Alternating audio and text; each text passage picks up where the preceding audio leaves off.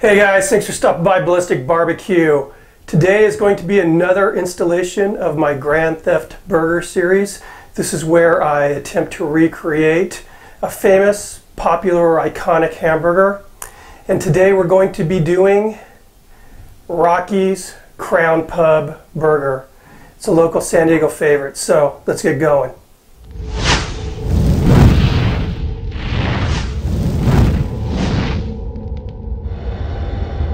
A few months ago, one of my subscribers, Doneness, personal messaged me and asked if I would try to recreate Rocky's Crown Pub Burger. Rocky's is a little pub here in San Diego. It's in a beach community called Pacific Beach. I had never been there, but I read some of the reviews about the burger and I thought, yeah, I got to do this burger. Anyway, a couple weeks ago, Doneness re-messaged me politely asking if I'd please try to do this burger. So I went to this place for my first recon trip, ordered the burger. It was really good, took some photos of it, also chatted with some of the staff, pumped them for a little info.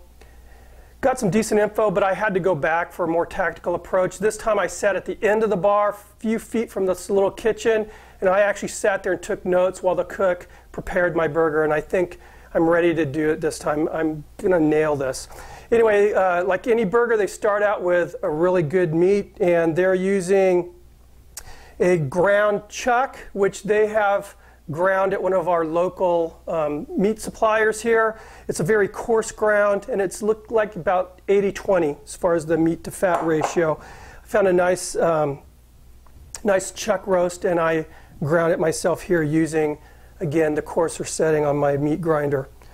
Now, the only thing on their menu are 2 hamburgers, cheeseburgers, hamburgers, and you got a choice of a ½ pound or 1/3 pound.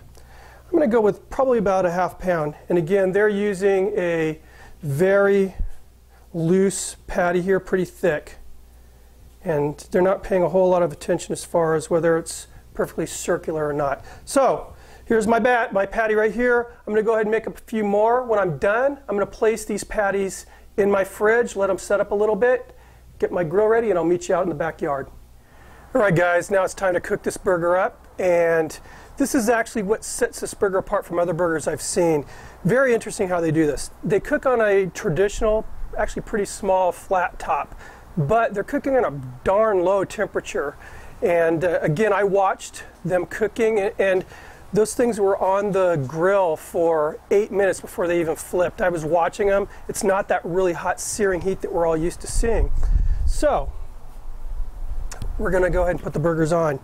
Now again, for those of you who aren't familiar with this series that I do where I kind of rip off famous hamburgers, I try to replicate exactly what they're doing, and that includes techniques and seasonings. Like a lot of other pretty famous burgers, they do not season their meat. They're using just beef.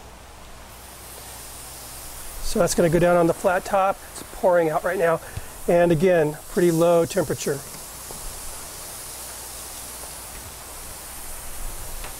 Now when I went there the first time, I detected a slight toast on the bottom bun, which the top bun was pretty much adhered to the cheese.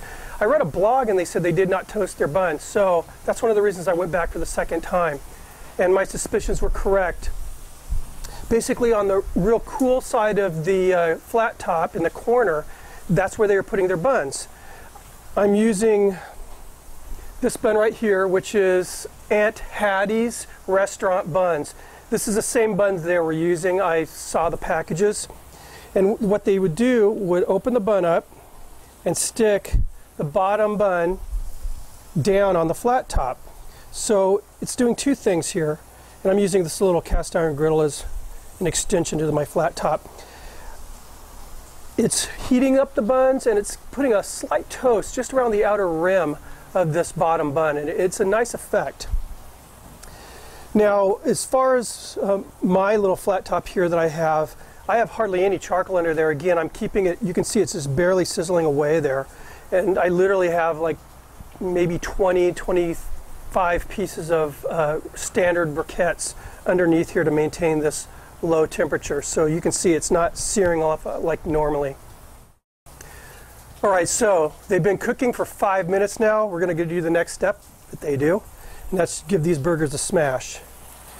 And again, I mean, this is going to get a lot of comments, I guess, but think about it. The smash burger, they smash their burgers.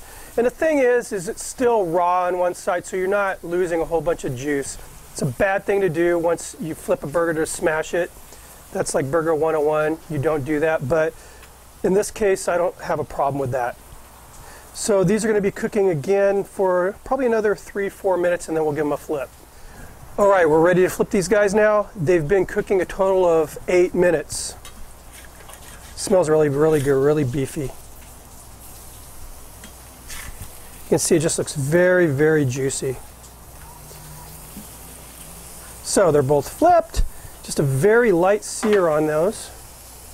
Now we're going to take American cheese, and this is not, again, that stuff that comes wrapped in cellophane. This is a decent deli style American cheese. Put those on the burgers, and we're going to take the top bun, put them on top of the cheese. We're going to cook them for another 8 minutes or so. Actually, as they're cooking now, we'll be checking, and I'll show you that technique in just a sec. All right, so they've been on the griddle now for a little over 5 minutes since I flipped them. So you can see the cheese is just nice and melted and fused onto that upper bun. We're going to go ahead and I'm going to use the cook's technique for checking for doneness. We just basically flip it up, bun in hand, and that didn't sound right. But anyway, give it a little bit of a prick with the spatch. Looking for juices. I'm seeing clear juices. That's what I want. These burgers are done. So we're going to go ahead and make these burgers now. All right, so first thing, we're going to take one of those bottom buns. It's got a nice light toast on it. Put that on the plate. We're going to take just a little mayo. Actually, a decent amount of mayo. And put that on the bottom bun.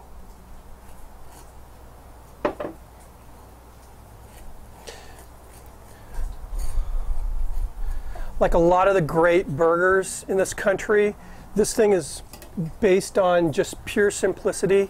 I mean, think about Five Guys, Shake Shack, Sid's, all very popular burgers, and again, just ultra simple.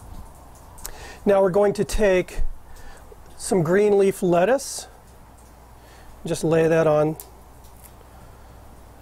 top of the mayo. Take 2 nice fresh slices of tomato. Place that on top of the lettuce, and then a slice of red onion. We'll take that burger.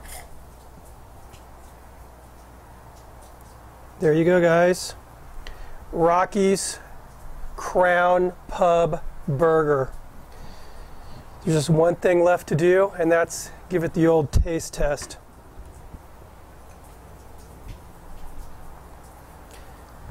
I mean, this thing looks identical to the one that I had. The 2 that I had, actually.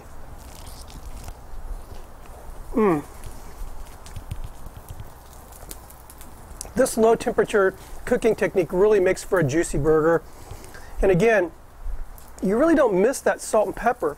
Not that I'm against adding salt and pepper on a burger. I mean, I do it on pretty much every one of my cooks. But again, I mean, think about Five Guys. They don't add salt and pepper on their burger. They don't either, and it doesn't really need it. But as far as mustard and ketchup, they have it at your table. But kind of like that Burgerland series, I believe, I'm going to eat it the way the chef hands it to me, which is like this. Anyway, guys, thanks for stopping by. Vandoren27, thank you for the suggestion, my friend. I found a new burger place that I love. Cheers.